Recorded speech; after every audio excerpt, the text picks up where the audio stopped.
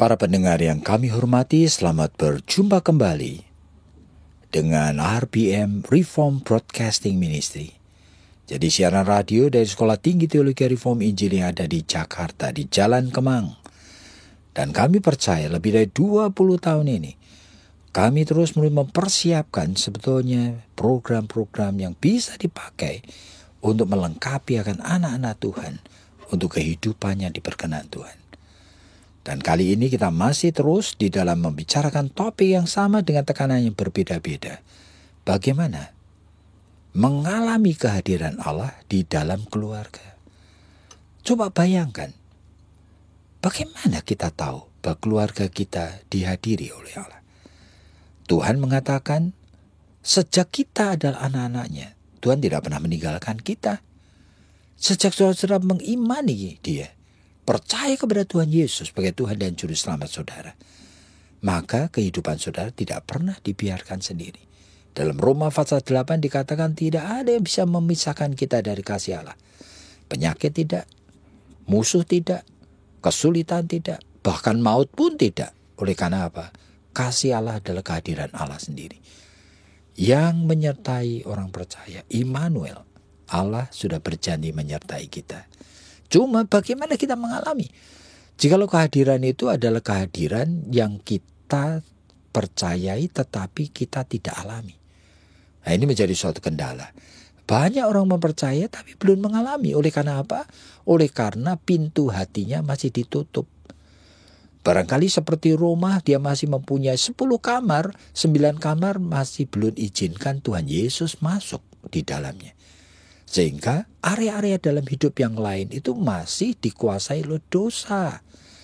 Yaitu area pada saat saudara hobi, ya, masih tidak melibatkan Tuhan Yesus. Ada orang hobinya itu sangat duniawi sekali. Hanya memikirkan mengenai entertainment, memikirkan mengenai mempercantik diri, memikirkan untuk bermain-main, entah itu olahraga, itu balapan mobil, balapan motor. Saya tidak mengatakan bahwa balapan mobil, balapan motor itu dosa. Saya tidak mengatakan itu. Cuma kita harus jujur. Apa betul bahwa itu bukan semata-mata untuk nafsu, keinginan untuk wah dan gagah-gagahan. Dan seringkali itu sudah spend untuk begitu banyak uang dan energi, bahkan latihan, bahkan waktu. Tetapi untuk hal rohani, hampir tidak pernah ada energi yang seperti itu yang diberikan. Bukankah itu penghinaan terhadap Tuhan? Jadi sekarang masalahnya itu adalah masalah realita dalam hidup ini. Lalu bagaimana kita itu menghadapinya? Bagaimana mengalami kehadiran Allah? Dan kita sudah bicarakan perlu sekali kelahiran baru. Oleh karena tanpa kelahiran baru Roh Kudus tidak nyata kehadirannya. Perlu pertobatan terus menerus. Tapi pertobatan yang minor juga tidak mengubah pertobatan yang major. Perlu sanctification, yaitu hidup di dalam kekudusan, berjalan dalam tuntunan Roh Kudus. Oleh karena tanpa itu kehendak daging itu masih kuat dan seterusnya. Perlu sistem, perlu iman dan sebagainya. Dan kita sekarang itu akan bicarakan kaitan dengan aspek yang satu ini, yaitu perlu kesengajaan, perlu mengorganisir. Yaitu apa? Di dalam bentuk rapat. Aneh sekali bahwa keluarga, kalau kita mau perhatikan, saudara-saudara, untuk kepentingan-kepentingan yang lain di perusahaan, itu orang perlu rapat supaya bisa kerjasama, supaya ada hal-hal yang bisa dibereskan bersama, supaya ada alat evaluasinya, supaya ada pembicaraan, supaya ada open talk, supaya mendengar apa yang ada di dalam pikiran orang lain, supaya belajar untuk mengerti perasaan orang lain. Nah, tanpa rapat bagaimana mungkin? Tetapi dalam rumah tangga itu seringkali tidak pernah ada rapat. Jadi kalau membicarakan bagaimana membangun rumah tangga, bagaimana bersama-sama bekerja sama, bagaimana sebagai suami istri itu mendidik membesarkan anak, seringkali dibicarakan asal sambil jalan, sambil repot, sambil jalan sana sini, sambil duduk di mobil, sambil nonton TV. Tidak pernah secara serius itu dibicarakan sampai tuntas. Padahal yang diperlukan keseriusan untuk memahami bahwa tanpa suami istri sebagai teamwork, dan mereka barangkali bertemu dalam rapat formal seperti ini seminggu sekali, pakai waktu barangkali 1/4 jam, setengah jam, tapi rutin, di mana mulai ada keberanian bertanya, menurut kamu selama 1 minggu ini apa aku sudah menjadi suami yang baik? Apa Tuhan dipermuliakan melalui sikap dan tingkah lakuku? Apa aku sudah menjadi ayah yang baik untuk anak-anakku? Apa aku sudah menjadi laki-laki yang bertanggung jawab dalam pekerjaanku? Tanyalah, biarlah istrimu itu memberikan pendapat dan kamu mesti berjanji tidak memotong dan tidak marah. Maka kita akan mulai melihat hidup ini mulai bisa ditata bersama-sama. Tapi jika suami istri tidak pernah ada waktu rapat, itu menganggap enteng hidup ini. Seolah-olah hidup ini bisa dijalankan asal-asalan. Tidak ada plan, tidak ada strategi, tidak ada kesadaran, tidak pernah memikirkan bagaimana bisa mengatur kerjasamanya. Jangan-jangan pikiran istrimu lain. Jangan-jangan dia terpaksa. Jangan-jangan dia sambil marah. Jangan-jangan dia itu merasa tersinggung. Jangan-jangan dia mendendam. Jangan-jangan dia punya pikiran itu untuk melakukan yang completely berbeda. Nah, bagaimana mungkin sebagai teamwork kita itu bisa menjadi seperti yang Matius pasal 18 itu katakan. 2 orang di mana menjadi konteks kehadiran Kristus. Di mana 2 orang terikat di dalam nama Kristus, di dalam kasih-Nya. Kapan itu terjadi? Apakah oleh karena suami istri dengan sendirinya maka Kristus hadir? Saya percaya tidak. Bahkan di sana disebutkan 2 atau 3 orang, berarti berbicara mengenai gereja juga. Berarti apa mungkin dengan sendirinya kalau 2-3 orang sedang atau 2-30 orang sedang ibadat sama-sama Kristus hadir? Saya percaya tidak otomatis. Oleh karena apa? Seringkali ikatan dalam kasih-Nya tidak ada. Tidak saling mengasihi. Mereka hanya tahu satu dengan yang lain, bahkan tidak ingin mendekat. Bagaimana mungkin tanpa kasih Kristus hadir, maka Kristus itu hadir. Nah, ini juga di dalam kehidupan rumah tangga. Pertanyaan kita adalah, bagaimana?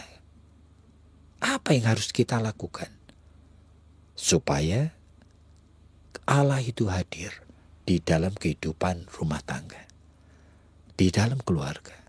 Nah, saya percaya salah satu syarat adalah keseriusan untuk mengelola ini. Nah, keseriusan mengelola itu lebih dari keseriusan mengelola perusahaan. Kalau di perusahaan perlu rapat, kenapa di rumah tidak perlu rapat? Di mana suami istri janji untuk tidak membawa akan masalah-masalah yang lain, saat itu disingkirkan dulu. HP-nya ditaruh dulu. Jangan dipegang-pegang. TV dimatikan dulu. Lalu berbicara barangkali dengan berani terbuka. Janji tidak marah, tidak memotong. Izinkan istri atau suami mengatakan apa yang dipikirkan dan dirasakan. Dan tanyakan pertanyaan ini. Apakah aku sudah menjadi suami yang baik? Di mana Tuhan itu kuhadirkan dengan sengaja dan nyata dalam hidup keluarga ini. Apakah aku sudah menjadi ayah yang baik untuk anak-anakku? Dan selanjutnya. Jadi kita akan dengar apa yang Ibu Esther mau katakan. Ya Pak, sebetulnya kok kelihatannya agak sulit begitu ya untuk menilai atau mengevaluasi kerjasama ataupun teamwork itu dengan spesial, dengan kekhususan walaupun maksudnya itu baik. Seperti tadi yang Bapak katakan, kalau kita itu di dalam pekerjaan kita membutuhkan rapat dan di dalam organisasi kita juga membutuhkan rapat untuk mengevaluasi. Kenapa di dalam rumah itu tidak? Apakah mungkin begitu ya Pak? kalau bentuknya itu bukan seperti rapat, tetapi bentuknya itu misalnya di dalam komunikasi yang cukup serius walaupun informal. Jadi misalnya suami istri itu lalu kemudian membuat catatan begitu. Sebetulnya apa sih? Seperti tadi yang Bapak katakan, apakah saya itu sudah menjadi ayah yang baik, bekerja dengan baik, bertanggung jawab, menggunakan waktu itu dengan baik, dan sebagainya, dan sebagainya. Tetapi tanpa kedewasaan, apakah mungkin begitu ya Pak? Apa tidak menimbulkan konflik begitu? Nah justru yang kalau dewasa kita sadar bahwa seringkali itu pembicaraan itu tergantung daripada kondisi aja. Jadi kita sadar bahwa ini kadang-kadang 1 bulan tidak pernah bicara secara khusus. Nah nanti setiap kali berbicara, terpancing marah. Nah itu berarti kedewasaan ini lemah. Tapi kalau kita dewasa kita tahu, waduh, ini saya membutuhkan sekali kesengajaan untuk memberikan waktu supaya hidup ini dievaluasi. Hidup ini dinilai ulang. Oleh karena apa? Oleh karena ini hidup ini kadang-kadang mengalir begitu saja. Dan sudah ada kesalahan di sana sini. Nah, saya sangat menyadari sekali betapa natur dosa ini. Itu seringkali begitu cepat hidup lagi. Menjadi egois, menjadi maunya sendiri, menjadi apa. Bahkan keinginan untuk saling membahagiakan aja sudah hilang. Yang muncul adalah aku tidak mau diganggu. Ya bisa juga.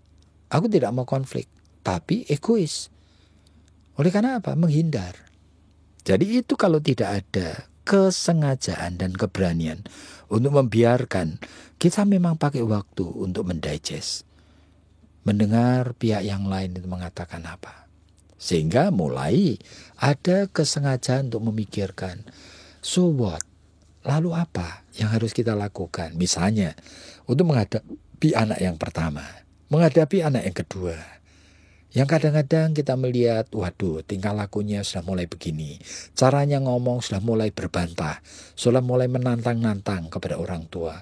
Bahkan mulai tidak menyukai untuk membaca Alkitab, mulai tidak menyukai gereja, hal-hal rohani. Nah, seharusnya kita itu tahu. Harus ayah dan ibu ini bersama-sama jadi teamwork. Ya baru. Tapi tanpa itu, ini nanti akan lempar-lemparan tanggung jawab. Dan ini kalau sudah terbiasa yang lebih banyak waktu, itu istrinya, ya nanti suami kemudian menjadi indifferent, mau cuci tangan, dan pokoknya semuanya diserahkan bongkokan gitu aja kepada istrinya. Nah sehingga sudah menjadi pincang keluarga ini. Nah seperti itu sebenarnya. Jadi perlu rapat. Itu tentu saja bukan lalu formal dalam arti persis dari rapat di kantor. Tetapi perlu waktu yang memang kita itu sisihkan khusus. Di mana kita tanya kepada istri kapan. Ya ada waktu atau suami. Dan kita taruh HP apa kita tidak sentuh-sentuh. Bagaimana kalau setengah jam kita ngomong-ngomong? Ya Pak, tapi kenyataannya readiness atau kesiapan daripada setiap suami ataupun istri itu kan levelnya itu tidak sama begitu. Walaupun mau, walaupun ada keinginan, tapi kan seringkali kalau suami misalnya begitu ya, sudah kerja, sudah begini, sudah begitu, dia merasa bahwa dia itu sudah bekerja dengan begitu keras untuk semua tanggung jawab keluarga. Dan sekarang ini ditanya begitu ya, bagaimana kamu mengevaluasi akan kehidupanmu. Itu kan biasanya langsung naik. Nah justru darah, itu, nah itu namanya, itu bukan rapat, itu namanya ditodong. Nah justru rapat itu adalah tanya dulu, kapan kita bisa ketemu rapat? Apakah minggu ini? Apa nanti 1 jam lagi? Atau nanti 2 hari lagi? Jadi masing-masing itu mesti punya kesadaran. Makanya kalau tidak dewasa kan tidak bisa. Kalau dewasa sadar, mulai tahu, sehingga saya akan menyisihkan nanti 2 hari lagi itu, saya tidak akan buat appointment kepada orang-orang lain. Saya tidak akan malam-malam pergi untuk meskipun janjian untuk apa, enggak. saya akan khususkan untuk istriku. Berarti Pak, itu kan harus dimulai dengan kesadaran begitu. Yang di dalam sesi-sesi yang sebelumnya kita sudah bicarakan, yaitu ada pertobatan. Kita melihat bahwa keluarga itu memang betul-betul adalah alat di tangan Tuhan begitu ya, untuk melakukan misi di dalam dunia ini. Dan kemudian ada keinginan untuk hidup kudus, ada keinginan untuk memperdalam iman, ada keinginan untuk bergaul mengenal dengan Tuhan. Itu baru bisa sampai kepada tahap ini. Apa bukan gitu, Pak? Makanya ini pembicaraan mengenai topik mengalami kehadiran Allah dalam keluarga. Kan kita bicarakan beberapa aspek yang masing-masing itu berkait-kaitan. Jadi tidak bisa kita mengabaikan yang satu atau hanya menekankan yang lain, tidak bisa. Sehingga perlu pertobatan, perlu kehidupan dalam kekudusan, perlu sistem yang baik, perlu iman dan sebagainya. Dan sekarang ini perlu kesengajaan untuk membicarakannya. Dan dengan kedewasaan sehingga pada saat bicara tidak boleh kita mengungkit-ungkit saling menyalahkan. Kita hanya bicara untuk tujuan bagaimana kita itu memperbaiki yang selama ini mungkin kita masih kurang. Jadi berarti sebagai orang dewasa mau dengar. Meskipun tanda petik yang kita dengar mungkin tidak begitu enak. Seperti misalnya saya mau dengar bagaimana istri saya itu mengatakan, apa selama 1 minggu ini saya sudah menjadi suami yang baik. Kalau istri mengatakan, waduh kamu egois, kamu apa? Ya kita dengar. Dan kita akan tahu, oh egois dalam area ini, area itu. Saat itu sikap saya, saat itu tingkah laku saya. Nah, saya mulai belajar dan saya akan berjanji memperbaikinya. Nah, sehingga menjadi teamwork sekarang. Sehingga pertanyaan, apa betul kamu masih mencintai saya?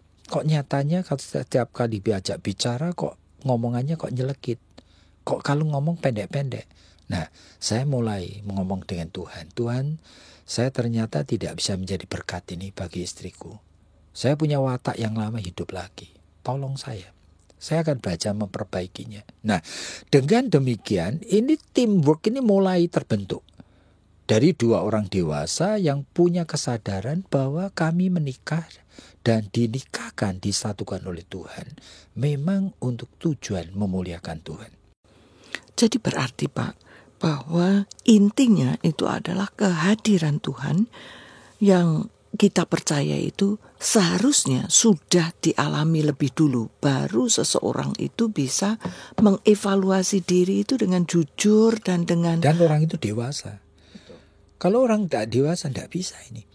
Makanya pernikahan itu disebutkan di dalam Kejadian pasal 2. Maka seorang meninggalkan orang tuanya. Berarti dewasa. Dia bisa self-support. Dia bisa mengatur dirinya sendiri. Dia bukan anak-anak lagi yang dependen. Dan dia berani memikul tanggung jawab untuk menelit, untuk memimpin, untuk membangun keluarga yang Tuhan percayakan kepadanya. Jadi para pendengar yang kami hormati, melalui session-session ini, kami percaya kalian sudah mulai menangkap bagaimana kehadiran Tuhan itu bisa menjadi nyata di dalam keluarga. Nah, jikalau kalian mempunyai beban yang sama dengan kami, yang kami percaya sekali bahwa hidup ini pendek sekali. Dan jangan sampai hidup ini hanya diisi untuk memikirkan bagaimana kita menikmati hidup di dunia ini. Dengan menjadi kaya, kita mempunyai uang dan kita bisa menikmati makanan, rumah dan semuanya yang terbaik. Tapi kita lupa kepada hal yang terpenting dalam hidup ini. Jadi jikalau Anda itu mempunyai kesadaran rohani mirip dengan kami, silakan join dengan kami. Barangkali bisa menjadi mahasiswa-mahasiswi di STTRI, mengambil berbagai macam program yang kami sediakan, termasuk konseling yang profesional maupun program MDiv dan sebagainya. Ada tes masuk pada bulan Mei dan Juli. Silakan hubungin kami. Nomor di Jakarta 021 799 0357 799 0357. Kiranya Tuhan memberkati Anda.